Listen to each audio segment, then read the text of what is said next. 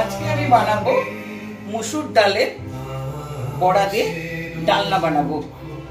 যেদিন বাড়িতে মাছ টাছ কিছু থাকবে না সেদিন এই রান্নাটা থাকলে আর কোনো মাছেরই প্রয়োজন হবে না।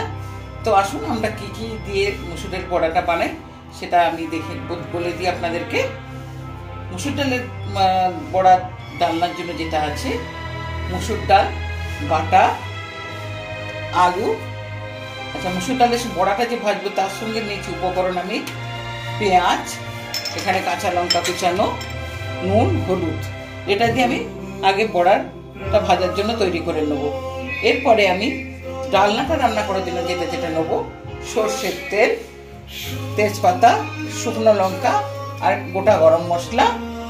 আর তরকারিতে দেওয়ার জন্য আলু তো অবশ্যই, নুন, হলুদ।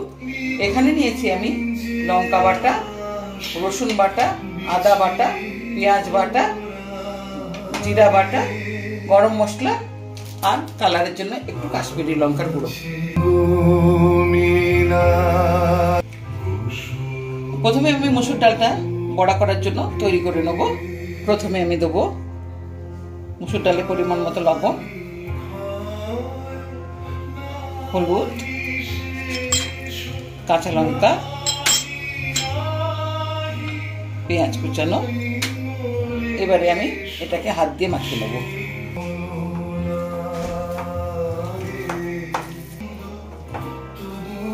বাটারটা আবার মাখানো হয়ে গেছে।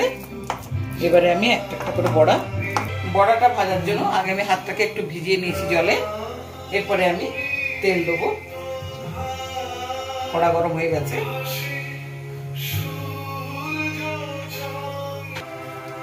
এরপরে আমি বড়াগুলোকে দিয়ে দেবো এক এক করে।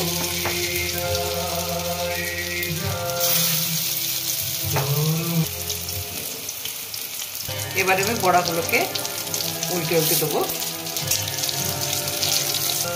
তখন আমি এই খুন্তিটা ইউজ করবো, কেননা আমি যদি কাঠের খুন্তি ইউজ করি ওটা একটু মোটা হয়, তখন বড়াগুলো ঠিক উঠবে না। হ্যাঁ, তো আমি হালকা যখন ভাজাটা হয়ে যাবে সেইভাবে আমি এটা নেবো।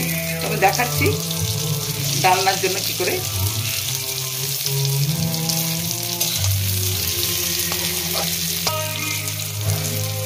এরপরে আমি একটু খুন্তি দিয়ে এটাকে আমি চেপে চেপে দেবো।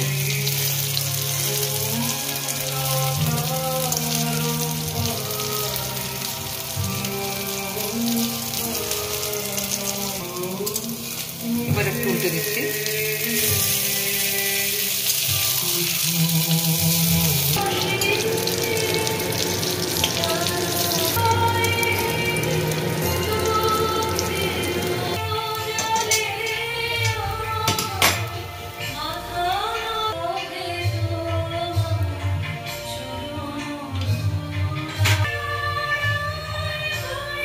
সব বড়াগুলো আমার ভাজা হয়ে গেছে।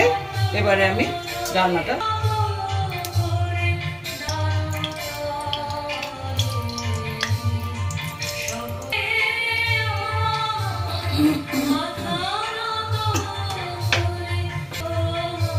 এবার তেজপাতা, শুকনো লঙ্কা আর গোটা গরম মশলা ফোড়ন দিলাম। এরপরে আলুগুলো আমি ভেজে নেব।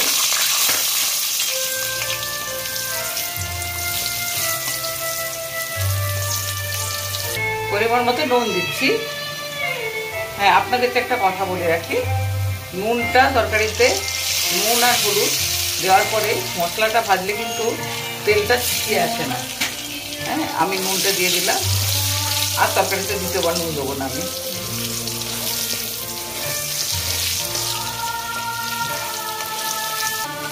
আলুগুলো আবার ভাজা হয়ে গেছে।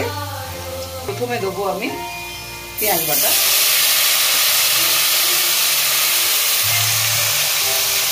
তরকারিতে পরিমাণ মতো হলুদ দিলাম।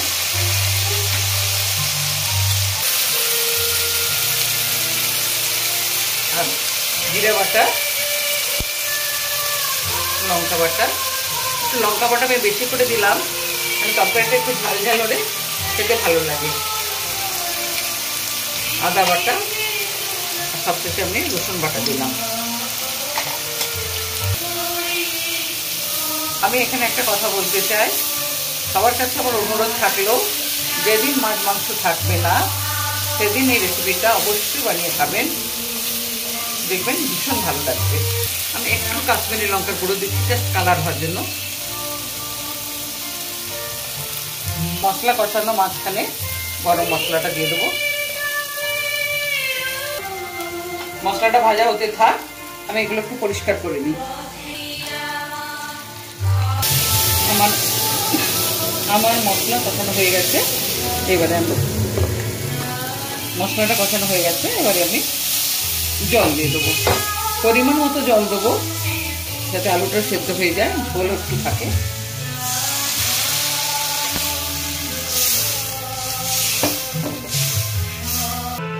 এবার ঢাকা দিয়ে দিলাম, তরকারিটা হতে থাকবে।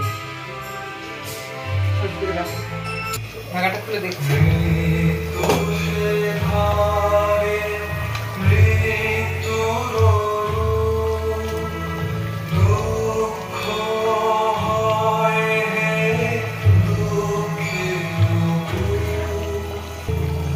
আলুটা সেদ্ধ হয়ে গেছে, থাকবে। এরপরে আমি বড়াগুলোকে দিয়ে দেবো। বড়াগুলো দিয়ে কিন্তু আমি বেশি ফোটাবো না।